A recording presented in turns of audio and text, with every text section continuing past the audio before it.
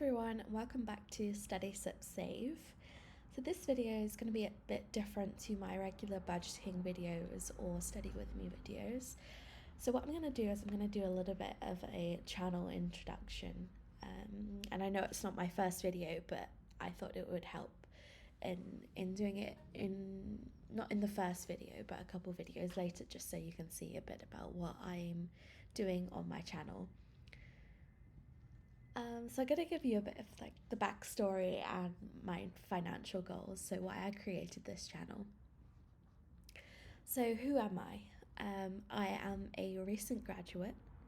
I am also a business apprentice, so that's my occupation. I am living and working in London in the United Kingdom.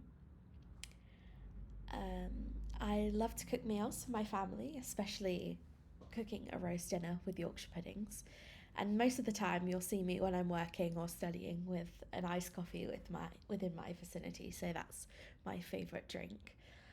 I'm currently reading Welcome to the YNAB bookshop, so I love reading. I'm also reading June. I have 4 million views on my reviews on Google Maps, and they even sent me a pin badge in the mail, so that one was a bit of a fun sort of a fun fact, I guess. I love going to new places, trying new things, and to remember and recommend friends things. I also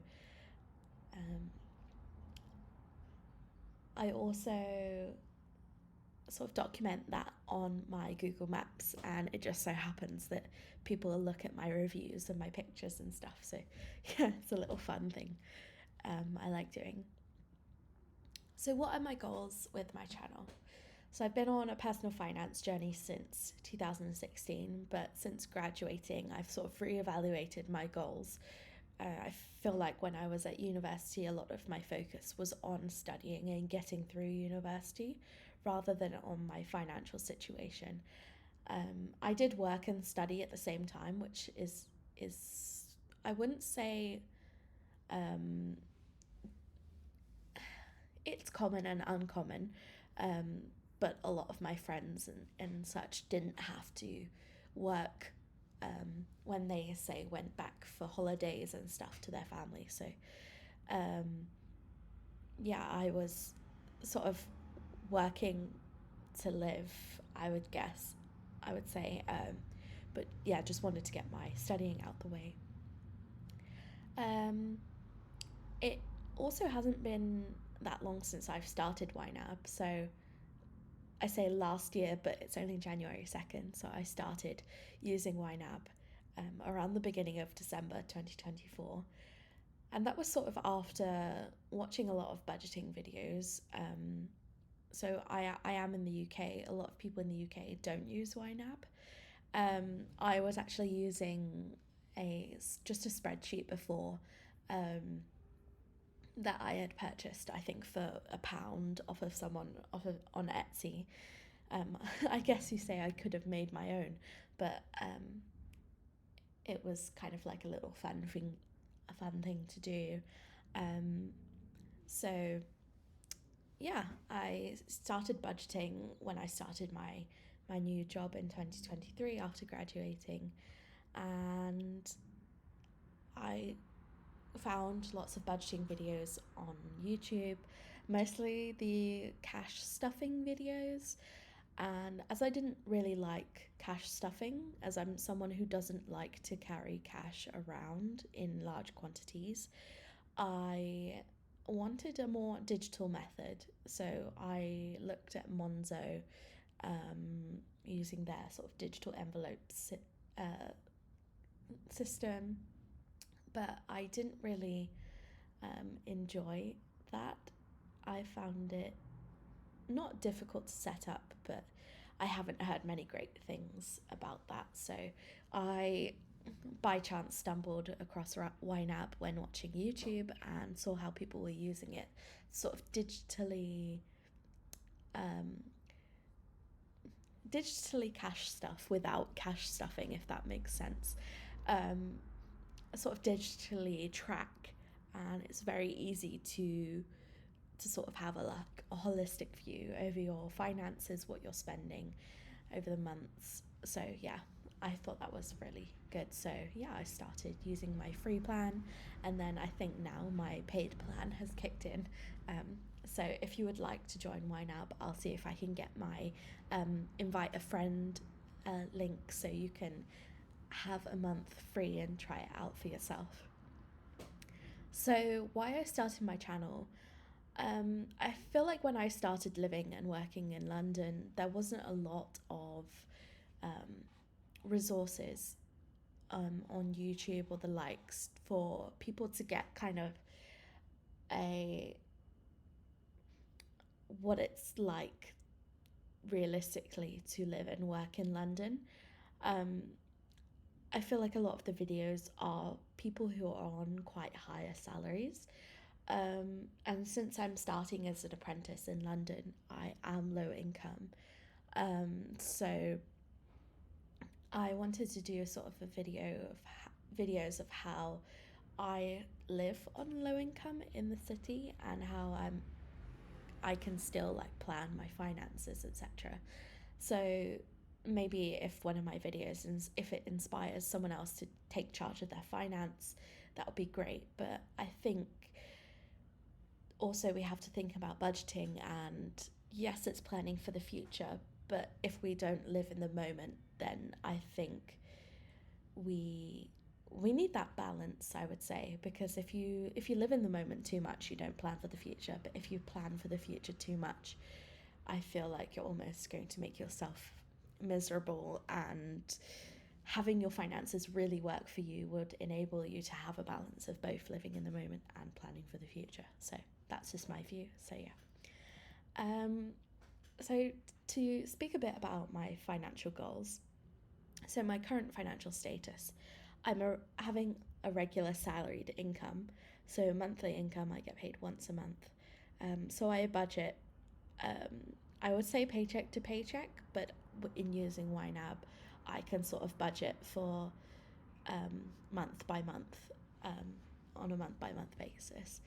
Currently, I have 3-month emergency fund in my Help to Buy ISA. So that's an account that was brought out to encourage first-time buyers to save and purchase a house or put a deposit down. I don't think they're available anymore. I think people tend to go for the lifetime ISAs. So this is an account that has maximum monthly deposit. So you're only allowed to put a certain amount in every month, but you can take out as much as you want without having a penalty. So it's intended to be a long-term savings account, but I use it as a, if I need to, short term. I haven't taken any money out though in over a year, which I don't plan on taking any out, but only if it's emergency, which is what it's supposed to be for. But since I haven't had any emergencies yet, touch wood, I haven't had to take anything out. So that's just been building up and gaining interest, so that's great. When I get my salaried income, I also salary sacrifice money into my pension, and that's matched by my company. So yeah, that's building up in the background. It's invested into a fund. It's kind of like, I would say, the 401ks in the US. I'd have to look into more about the difference between like kind of our pension funds and a 401k, but I'm sure there are similarities. Current kind of, I would say, quote debts, but they're not really debts. This is £176.41 for my energy bill, which is set to be paid off by January 2025. And this was just because our energy bill went up, but our direct debit was not increased, so we were paying less than we were actually using. So we've just fixed this by increasing our direct debit, and that's not gaining any interest. And because it's a small amount, the company raised our direct debit. They're not chasing us or anything. So in raising our direct debit, it's going to cover that automatically anyway. So that's just kind of sitting there. It's not a problem. And apart from that, no other debts. I would say in the UK, our student debts is something completely different. So I do have a student debt. However, it doesn't function in the way that other debts in other countries work. So I have spoke to a financial advisor, and they have actually said that in my current financial situation, no one really benefits from paying off their student loan unless they are making a considerable amount, whereby they would actually end up paying, end up losing more money over time to their student loan than they actually owed in the first place. However, most people in the UK end up paying back significantly less than what they owe. And then after 30 years, it gets written off. So your balance will be zero after 30 years.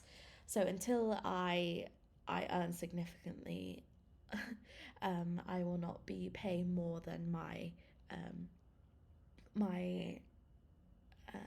monthly payments according to my salary. So at the moment that's zero because I don't earn enough for the monthly payments to actually start coming in.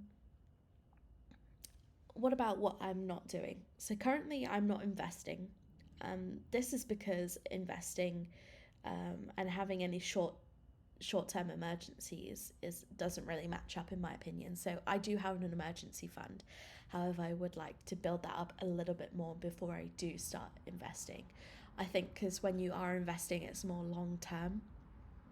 Whereas I see myself actually needing money more in the short term at the moment because I am low income.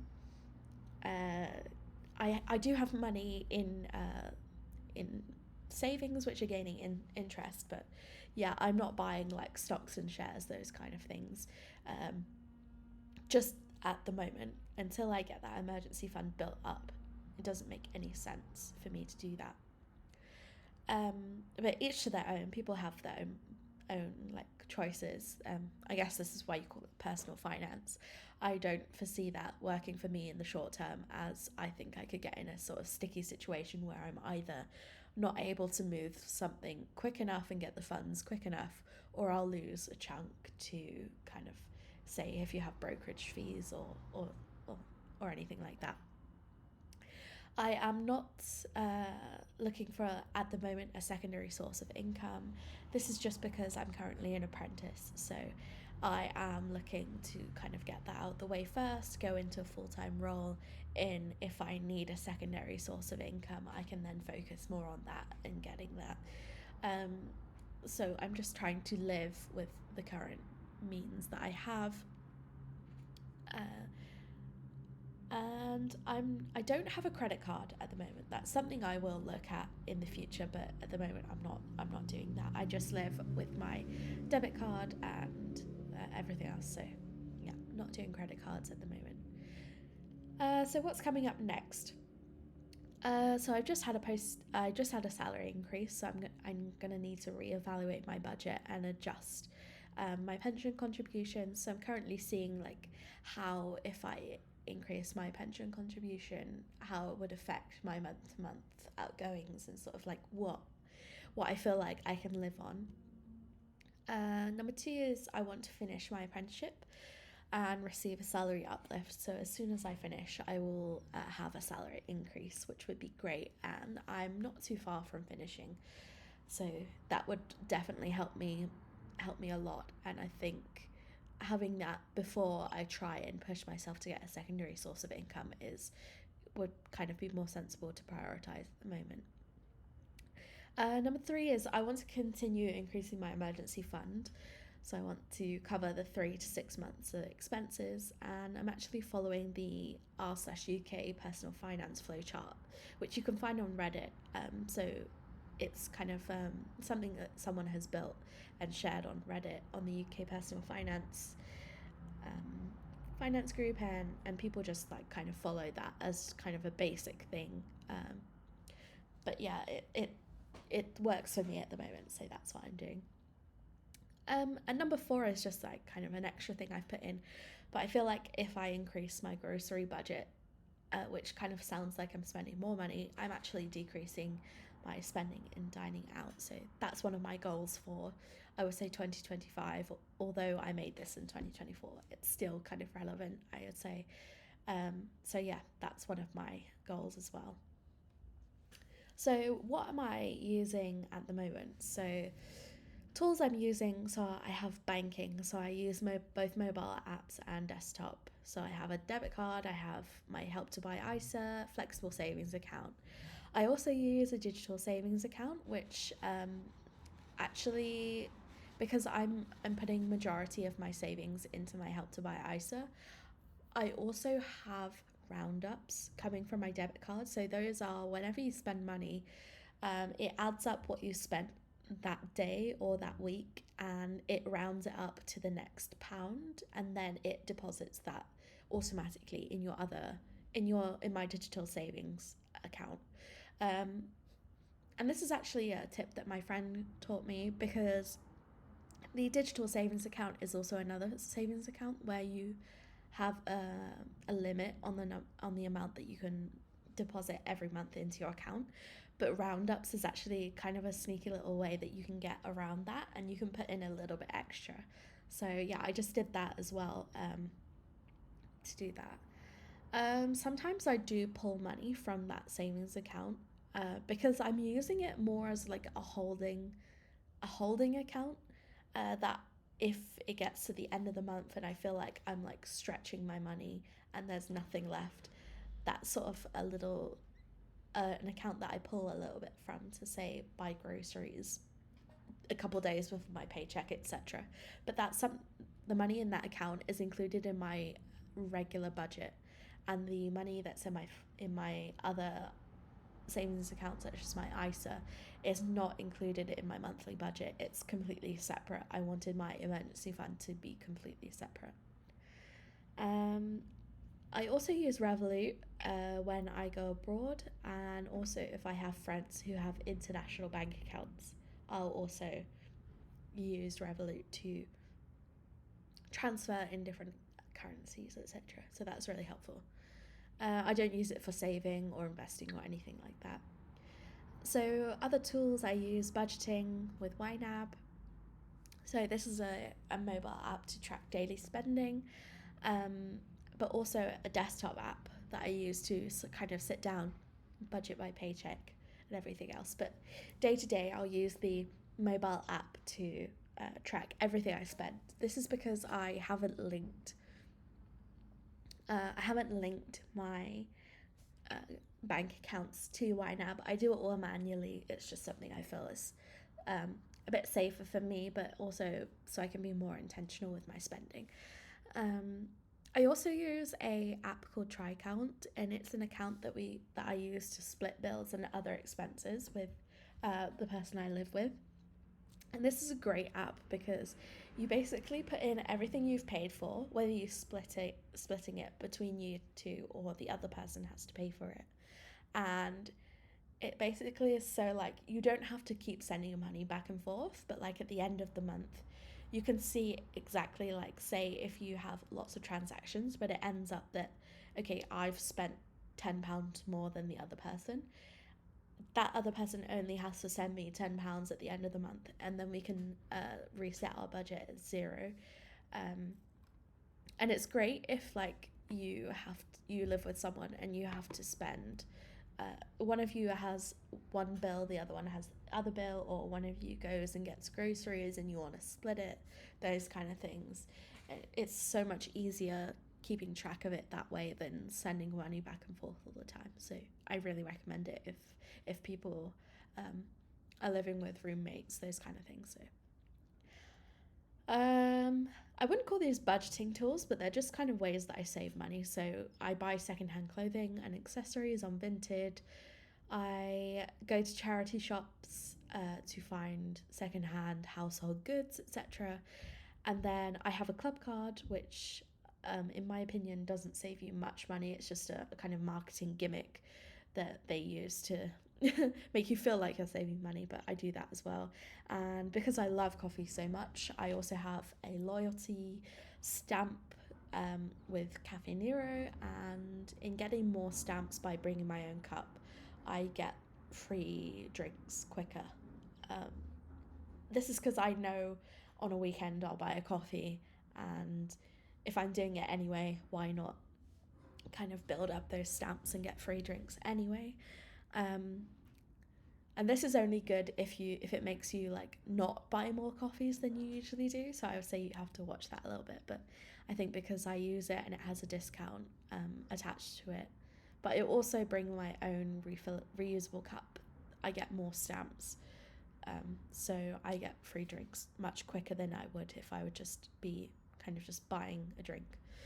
Um, I also look at free things to do and see in London rather than spending money. I think London can be expensive if you're always going out and doing things that cost money, but there are lots of free things to do and see in London. So, yeah, always good to look out for that. So, if you're interested in joining me, I am aiming to put out videos where I show you how I budget or what things I'm spending money on. Um, if you're interested in also maybe sitting down and you're a student and you want to study, I also do study with me videos. Or if you just want to, say you work from home and you want something to kind of get you into the flow of working, and you kind of like that mirroring activity that motivates you to kind of get started with your work, I also do those videos. Um, but I'm aiming to get some more videos like this where instead of doing budgeting videos, I'm kind of giving you tips and tricks. So that's something else I'm aiming to do. But yeah, I hope you enjoyed this video, and I hope to see you soon. And if you've liked this video or you want to check out more videos, please do so. And if you would like to subscribe, please do as well. That would really help. But yeah, thank you so much for joining me, and yeah, see you in the next one.